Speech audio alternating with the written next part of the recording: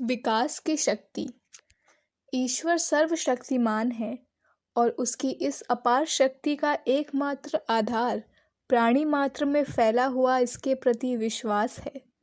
जीवन संघर्ष में चकित एवं पराजित सैनिक भी अपने आप को ईश्वर के सहारे छोड़कर एक प्रकार की निश्चिंतता का अनुभव करने लगता है। मंदिर में मनौती मान लेने के बाद साधक को अपने कार्य की सफलता सुलभ प्रतीत होने लगती है। देवता का प्रसाद मानकर विद्यार्थी परीक्षा फल के विषय में आशावादी हो जाता है।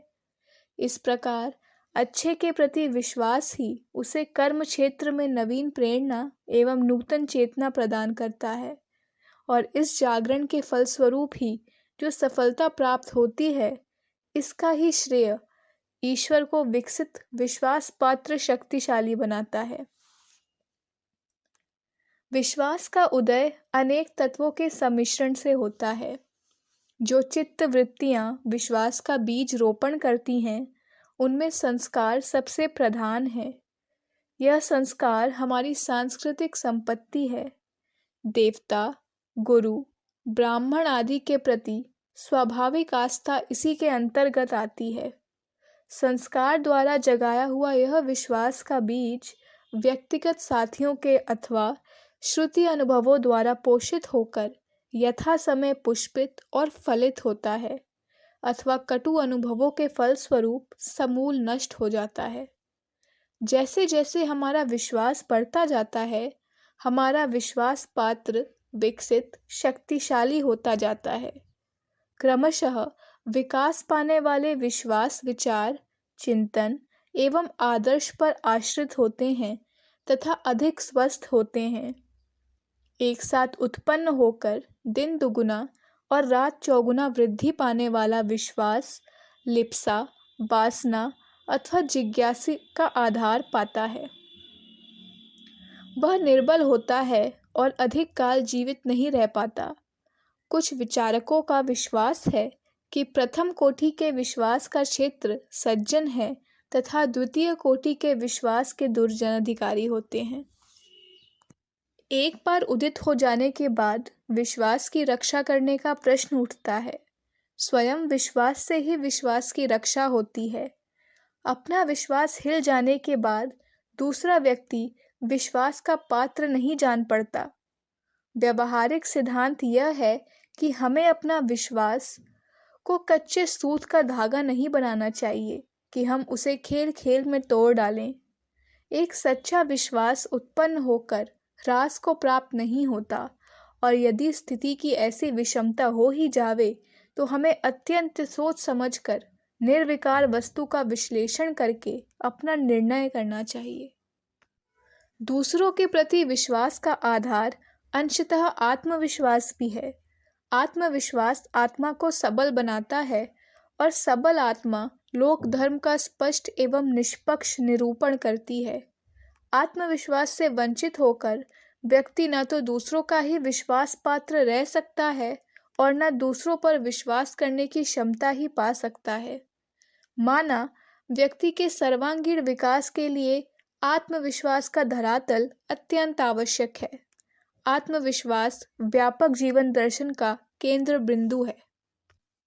लौकिक जीवन में हमारे संबंधों की स्थिरता पारस्परिक विश्वास पर ही अवलंबित रहती है।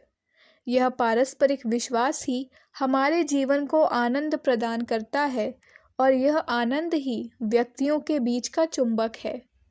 पारस्परिक विश्वास से वंचित रहकर संबंध केवल दिखावा मात्र ही रह जाते हैं। इस दिखावे में मानवीय तत्वों का सर्वथा अभाव रहता है और यह वस्तुतः आत्म प्रवंचना के रूप में हमारे सम्मुख आता है।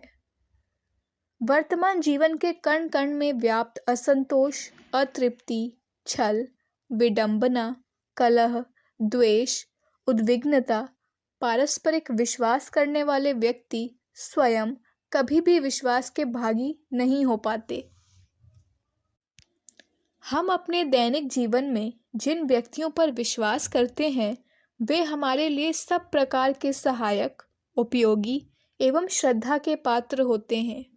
विश्वास प्रायः सम्मान भावना से इस प्रकार लिपटा रहता है कि उसे किसी प्रकार भी उससे पृथक नहीं किया जा सकता। विश्वास का पूर्ण फल प्राप्त करने के लिए जिस व्यक्ति के प्रति हम विश्वास करें, उसे हम अपने से श्रेष्ठ माने, उसके प्रति हमारा विश्वास आत्मसमर्पण के रूप में हो, आदान प्रदान अथवा व्यापार के रूप में नहीं। यद्यपि विश्वास की कल्पना प्रेम के समान एकांगी हो पाती, फिर भी विश्वास के प्रतिफल में हम साधारणतः स्नेह और कृपा के ही अधिकारी हो सकते हैं। इस युग में संगठन शक्ति है और संगठन के लिए पारस्परिक विश्वास अनिवार्य है। यदि राष्ट्र के नागरिक परस्पर एवं राज्य के प्रति विश्वास नहीं कर पाते, तो शक्तिशाली राष्ट्र की कल्पना तक नहीं की जा सकती। जाति-पाति, धर्म अथवा वर्ग के आधार पर विभाजित देश पारस्परिक विश्वास खोकर निर्बल एवं आत्मद्रोही बन जाता है।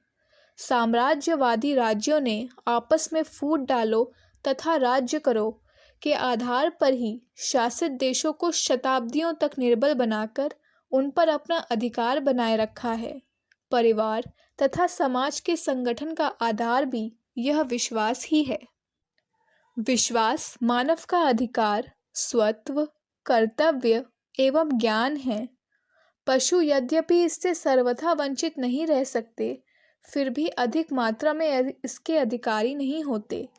विश्वास का प्रत्येक काम आत्मा को प्रकाश की एक नवीन किरण प्रदान करता है और आत्मविश्वास की चरम स्थिति पर आकर व्यक्ति ज्योतिर्मय होकर ब्रह्म में लीन हो जाता है। इसी स्थिति पर जल में कुंभ कुंभ में जल है का अनुमान लगता है और महादेवी के शब्दों में मैं तुम में हूँ एक है जैसे रश्मि प्रकाश की आत्मचेतना प्राप्त होती है। अतः अपने नित्य के जीवन में हमें छिद्रान्वेषण की प्रवृत्ति छोड़कर विश्वास को अपना अवलंब बनाएं। इसके द्वारा उपार्जित शक्ति को बहुजन हिताय व्यय करें और थोड़े ही समय में हमें आत्मसंतोष का जो दैवीय अनुभव होगा, वह हमारे जीवन में जय और जागृति का परक एवं जनक होगा। विश्वास से फल मिलता है और यदि हमें किसी प्रकार का भी फल पाना है, तो विश्वास को ही अपना अवलंब बनाएं। श्री शिवशंकर मिश्र, MA, लखनऊ। अखंड ज्योति, फरवरी 1953, पृष्ठ संख्या 19, 20, 21।